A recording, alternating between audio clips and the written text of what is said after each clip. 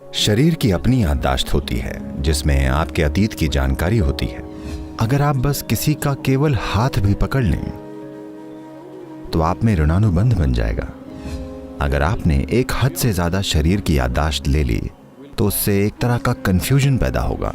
आप में से कई लोगों ने देखा होगा किसी किसी दिन आपका शरीर कंफ्यूज्ड लगता है।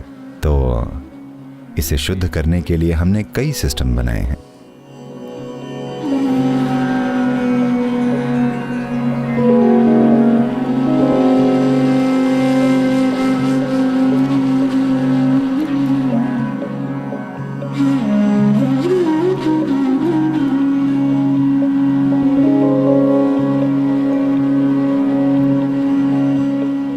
तो हम बात कर रहे थे उसकी जिसे ऋणानुबंध कहा जाता है, यानी कि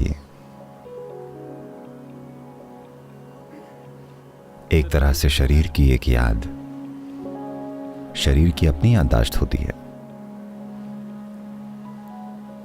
जैसे कई प्रयोग हैं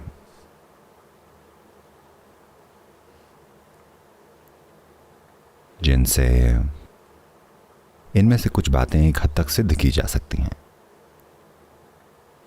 मान लीजिए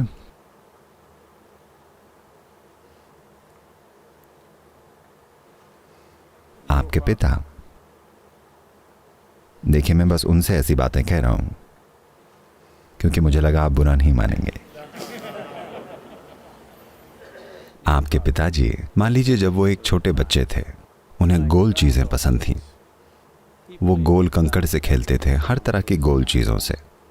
मान लीजिए उनको लेकर उनमें एक तरह का जुड़ाव पैदा हो गया।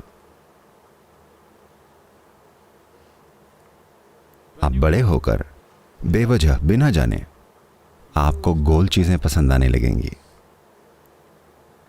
शायद जब आप बड़े हो रहे हों आपको कंकड़ ना मिले तो आप कुछ और चुनेंगे, पर जो कुछ भी आप चुनेंगे आप अपने आप वैसी चीजें चुनने लगेंगे। ये बातें बिना किसी शक के साबित हो चुकी हैं कि ऐसे दोहराव होते हैं। ऐसा सिर्फ इसलिए है क्योंकि आप में कुछ मात्रा में जेनेटिक सामग्री होती है।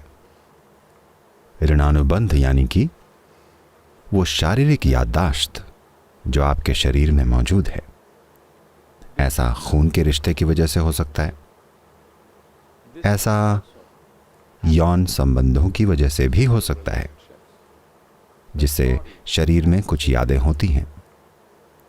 ऋणानुबंध का मतलब केवल जेनेटिक या वंश की जानकारी का माता पिता से बच्चों तक पहुंचना नहीं है, उसकी बात नहीं है। शरीर की अपनी याददाश्त होती है जिसमें आपके अतीत की जानकारी होती है। न केवल इस बारे में कि आपकी त्वचा का रंग क्या है, या आपकी नाक या शरीर की बनावट कैसी है, या आपकी नस्ल, नहीं, वो नहीं। ये कुछ ऐसा है, अगर आप बस किसी का हाथ भर पकड़ लें तो आपके अंदर ऋणानुबंध बन जाएगा। इसीलिए भारत में अगर आप आए तो लोग ऐसे करते हैं, वो ऐसे नहीं करते।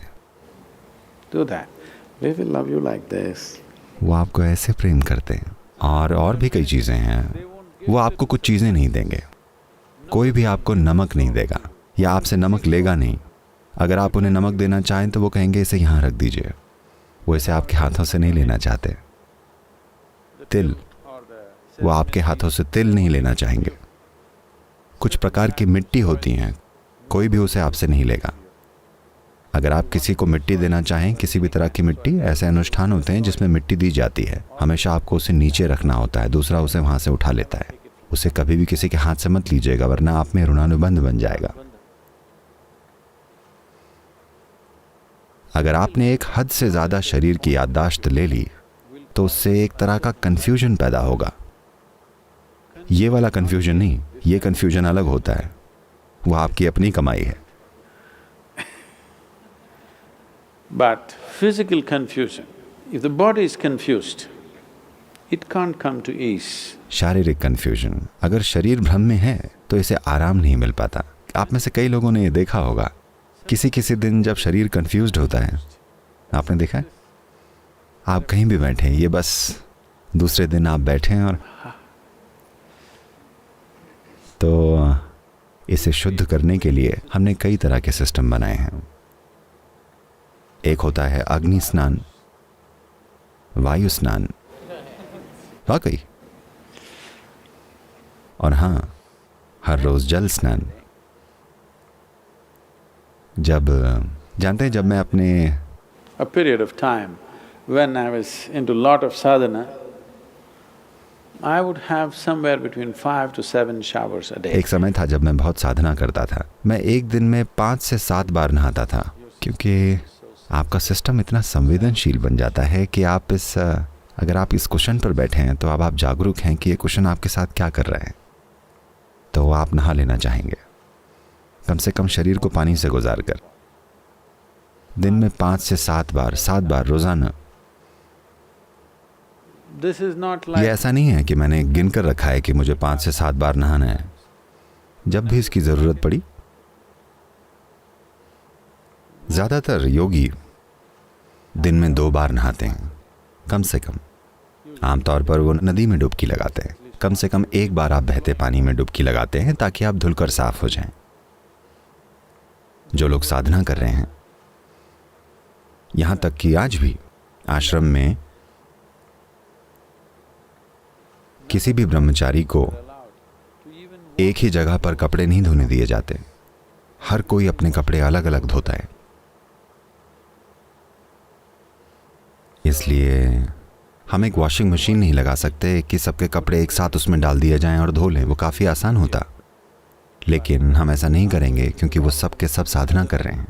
And everyone has their own specific characteristics. और हर किसी के अपने विशेष गुण हैं। हम नहीं चाहते कि वो सब खिचड़ी बन जाएं, क्योंकि वो कारगर नहीं होगा। अगर हमें उन्हें मिलाना भी पड़ गया तो हमको हर धुलाई के दौरान उन पर मिट्टी चढ़ानी पड़ेगी।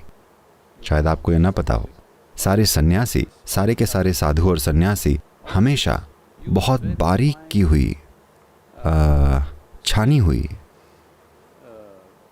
मिट्टी से, लाल मिट्टी से अपने कपड़ों को रंगते हैं। ये पूरा आश्रम इसी रंग से पुता हुआ है, क्योंकि हमने सिर्फ मिट्टी का इस्तेमाल किया है। ठीक है, मिट्टी और एक खास गोंद जो पेंट की तरह चिपक जाता है। आश्रम की सारी इमारतों पर यही रंग लगाया गया था, और सभी साधु और सन्यासी जो इस रास्ते पर हैं, वो सभी लाल मिट्टी से अपने कपड़े धोते हैं। छानी हुई मिट्टी जिससे वो अपने कपड़े धोते हैं, तो इसीलिए ये लाल रंग आया है। तो या तो आपको अपने कपड़े अलग से धोने चाहिए, या फिर हर बार आपको उस पर मिट्टी लगानी चाहिए, ताकि आपका ऋणानुबंध, आपका इकलौता ऋणानुबंध सिर्फ धरती के साथ हो, आपके आसपास के लोगों या चीजों के साथ नहीं, बस धरती के साथ। वो ठीक होगा। क्योंकि अगर आप वैसे कपड़े पहने, यहां मटमैले शब्द का दूसरा अर्थ है, अगर आप मिट्टी में सने कपड़े पहने